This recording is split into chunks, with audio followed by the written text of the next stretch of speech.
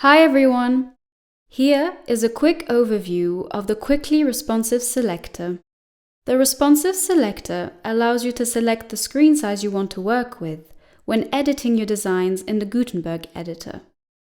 3 screen sizes are available at the moment: desktop, tablet, and mobile.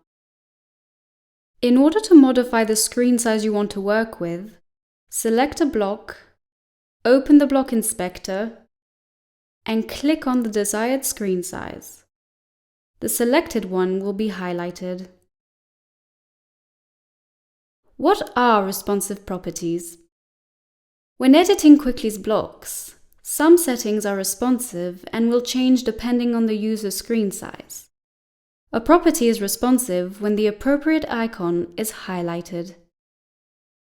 Do remember, when a specific screen size is selected, all modifications made to responsive properties will apply to that specific screen size and its screen size descendants.